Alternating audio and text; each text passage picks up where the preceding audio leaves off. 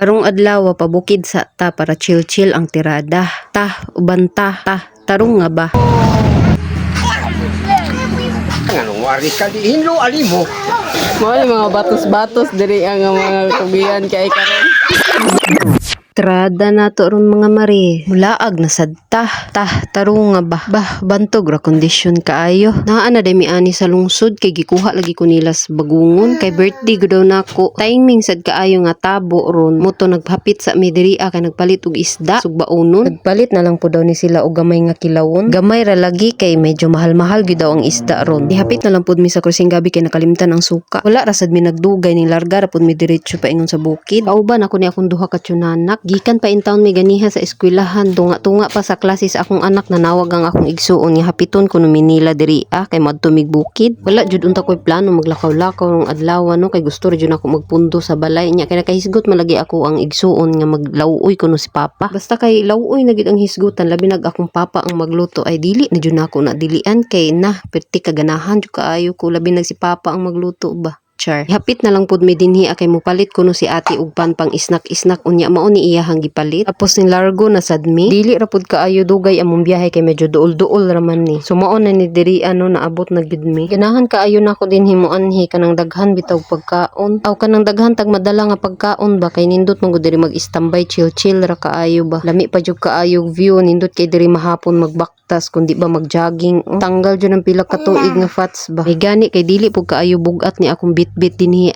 dili kaayo kapoy pagpasubida. Ako ug ako ang mama na lang ang naulahi og saka kay naguna naman namong kauban. Pauli na pud unta ni akong igsuon kay gaina ra day siya nagpaabot dinhi. Ipabaktas na jud intaw nako ni siya kay gibati na jud kog hawoy. Pero muna pud gahot diri sa taas nakita day nako nilang lawuyon. Nagsugod na day haling si papa diri ug kani sila nagasikaso na sa mga lihokon. Ako kay ngisin ni akong manghod ba nakahiring jud ugon sa inaa. Sa diri si Patrick o abti kaayo. Nagkiskis pud dayon ning sungugan sa iyahang pag-umangkon. Pag-abot ay namo diri sa babaw. Saka na pud mi diri dayon sa balay samtang among uban niya kauban aperti na nila bisiha sa gawas. Nya kita kay pa feeling vlogger man ta kuno. Video sa daw. Smileon sa nato ni atong ate nga gwapa. Padulita na to para klaro ba. Kita po tag saging dinhi pa hairstyle pa din akong anak dire kuyaw kaayo. Darang kaganapan nila sa gawas naglip and right na ni ilahang mga gipangbuhat diri mao ni sila mga kinakusgan namong tauhan ron. Kani si RJ nagasikaso para isagol sa mga kilawon ug kani pud si Patrick naghaling siya diha para pud sa sugbaon. Kuya kay may mga badi-badi kay mga macho kaayo. Kani si papa nakatak-ang nanig dinungag samtang nagtak-ang siya gachika-chika sa pudri unya si mama samtang nagsige po ni siya panilhi kani pud iyang baba sige po nagyaw-yaw. Dili ginamawa na iyang yaw-yaw ba. Kani mga oras sa hapit na gini siya alas 11 murag gusla-gusla na gamay pa. Andam na kaayo ning isda dinis planggana. Mao pa man pud paghugas ni papas bugas kaingon ba ko og kanang nakatak-ang na kay nagsige pa magchika-chika. Kami diri nag-chill-chill sa ami kay sa mga bata mami nakatoka alain pud og lain pa bantay og bata no.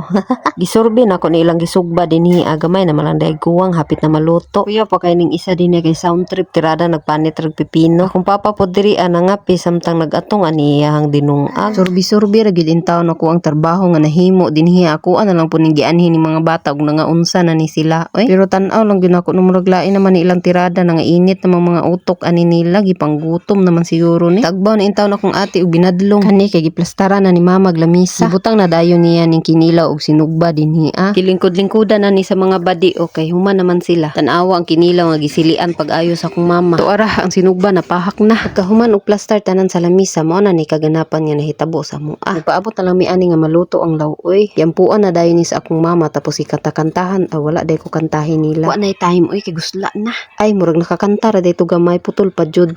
Ang isa ka kaldero nga lawuy nga giluto sa akong papa nahurot kay pertijong lamia. Kani alas 4 na ni sa hapon ang mong kauban ani nakatulog na ni sila bag-o ni silang mga mata. Bag-o lang ng mata, bag-og mga mata. Tarunga lagi ba? Nya kay medyo ngitit-ngit naman so naplano nami nga manguli nami nang naog na gid mi dinhi Nya kay giubanan man ko ninyo pagpaingon pa namo diri ganiha ubanan pud mi ninyo hantod makauli mi sa mua. Pag-abot po nako sa balay na apoy naghatag og flowers ako Kana lang daghang salamat madyaw na alaw.